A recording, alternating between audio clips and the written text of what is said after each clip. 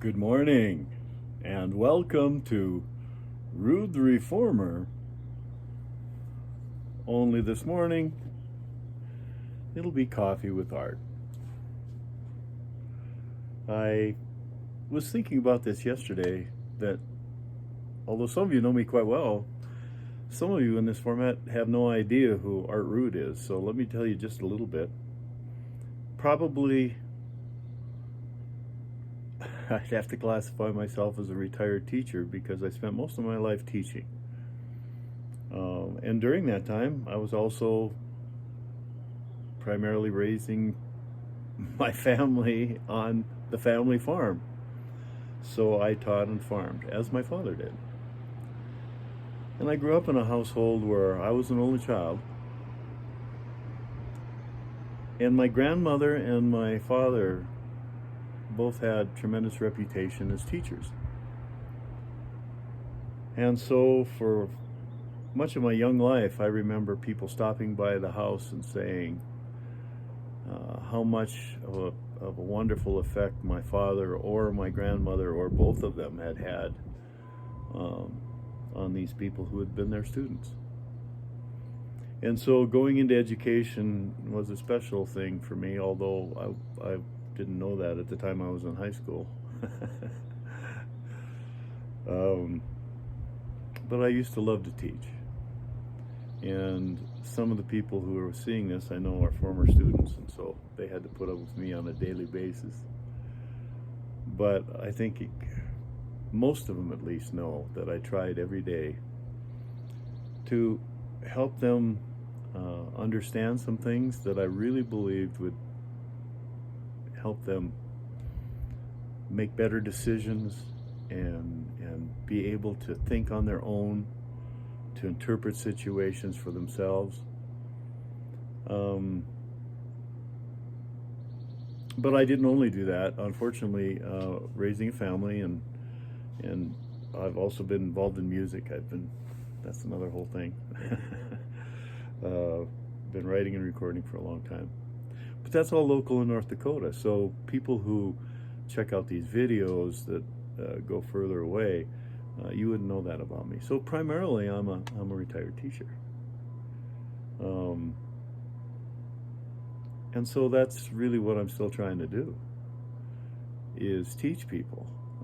Because unfortunately, I think it was a mistake when American schools stopped teaching civics and stopped teaching about our country, so that more people had an appreciation for how it actually works. But instead, they put it out of their lives, other than they might possibly go vote for president. And that's unfortunate in many ways. It's tremendous that we have the freedom to do that. However, America was meant to be run by citizens. And the citizens have deferred, and it's become professional politicians. And that's where the heart of the problem is, I think. So let's discuss over a cup of coffee. I haven't even taken any yet.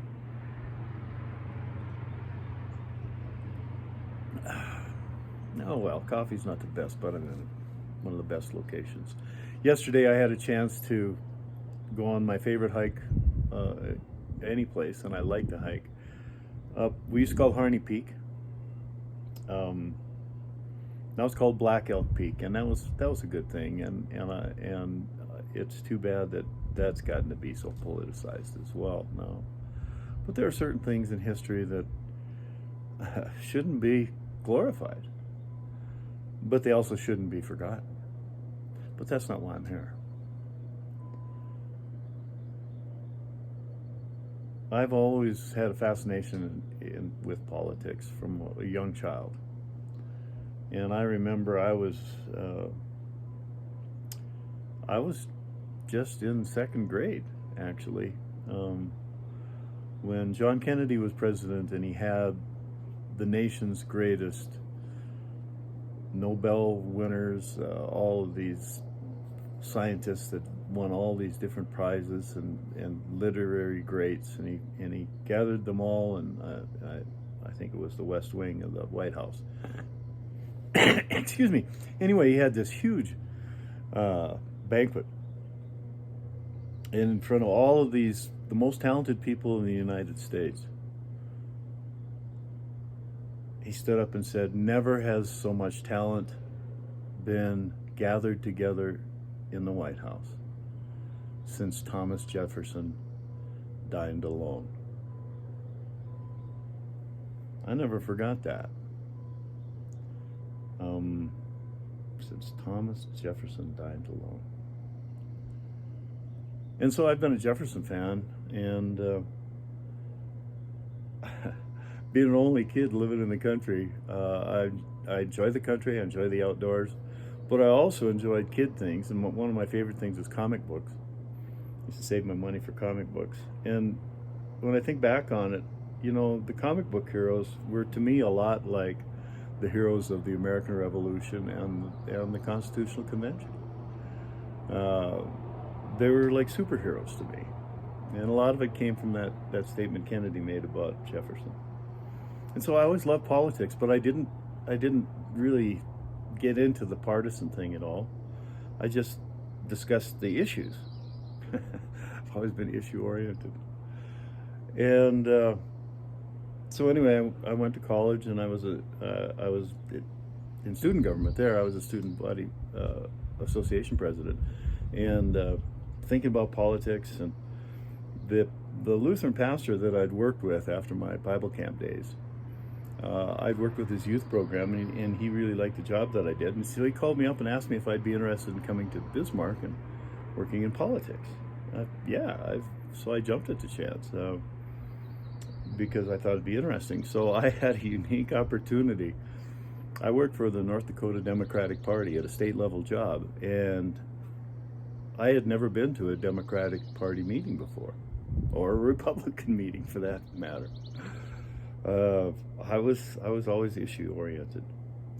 So it was a unique experience. I had a wonderful opportunity to meet some people, and I identified at that time, I thought the Democrats were the party of the little guy, and I identified a lot of it as the little guy versus the big guy.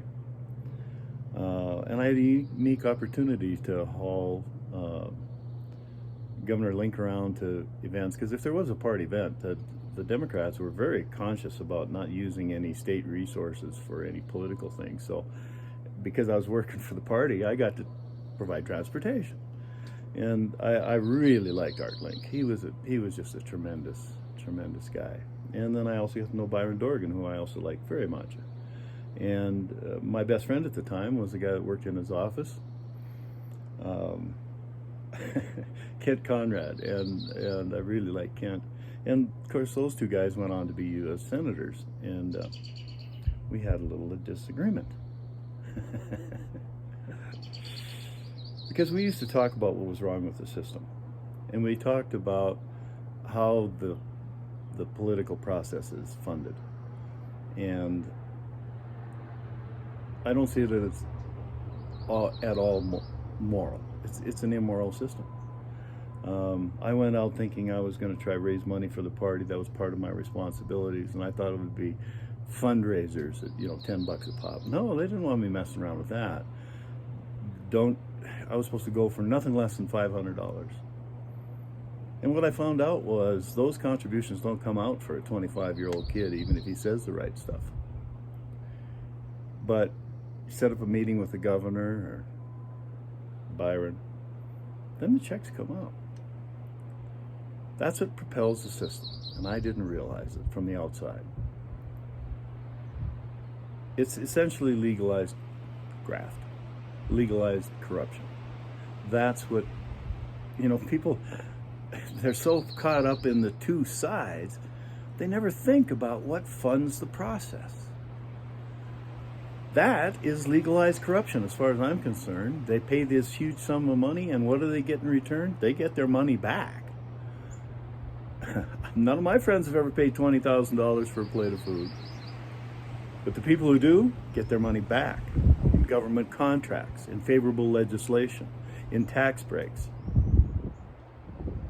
we, the taxpayers, pay the bill. And both parties work exactly the same way.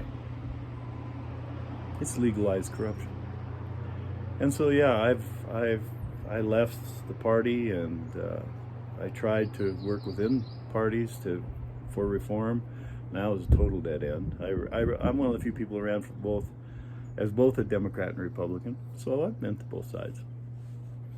And beautiful people. The people who are sitting in the delegates' chairs at the conventions, if you've never been there, are wonderful people. They're well-motivated people. They're there because they care about this country. But the party, they have become hopeless, in my opinion. But that's my opinion. And so that's why I do what I do. That's why I try to encourage people to learn more about what really happened. And I didn't bring my book with me again today. See, what's important to me are the ideas. And I have to force myself to be a salesman. I'm much a better salesman for somebody else than I am for myself. Because to me, it's the ideas that are important.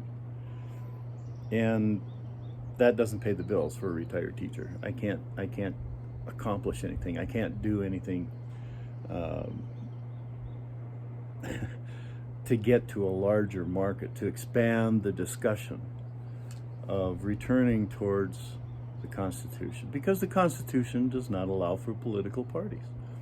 And I'm always amazed. People think, why do you hate the United States? No, I love the United States. That's why I do what I do.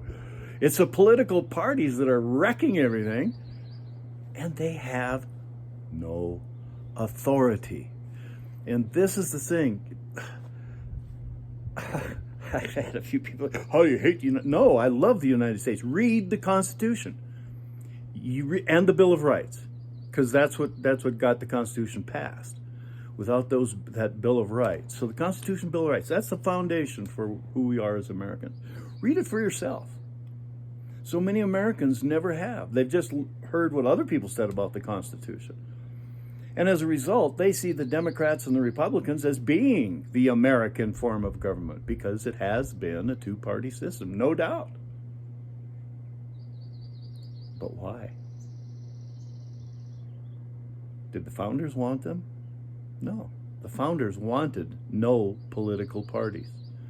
That's what I researched for the book, and that I should be trying to sell. Oh, well. But that's why it's Coffee with Art. I just want to be honest and straightforward. Now you know a little bit more who I am, for those of you who didn't know before. I want you to think for yourself. And I'm sorry, but if you're a stalwart of a political party, I don't know that you are thinking for yourself that much. No offense. It's what you've been trained to do. You're a puppet. If you believe what the Republicans or the Democrats want you to believe, you're a puppet. It's all coming from above. Yee! See them jump. Oh, wow. No, leave it behind. Be free. Think for yourself. The political parties have biased so many people, and it's so sad. When I travel around, we have marvelous people in this country.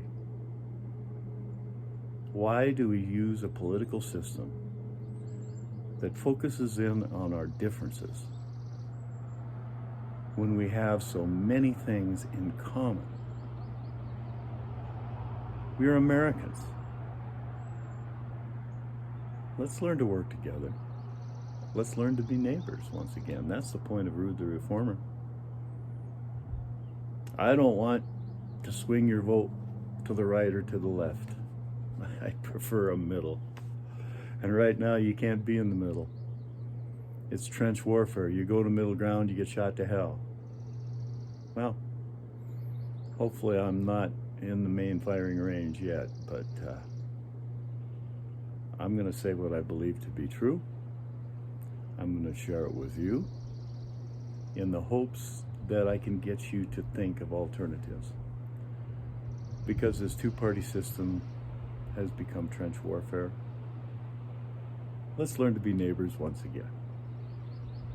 Hey, I hope you have a wonderful day. I'm here in the Black Hills again. It's beautiful. You can hear the wind going through the trees, the smell of the ponderosa pine, the bright sunshine, and the coffee that'll do. I hope you have a wonderful day today. I hope that you can have an actual discussion and you can avoid the angry arguments. Hey, every day is a gift. That's why they call it the present. So open that present carefully because there's some good stuff in there for you today. Have a great day and come back again.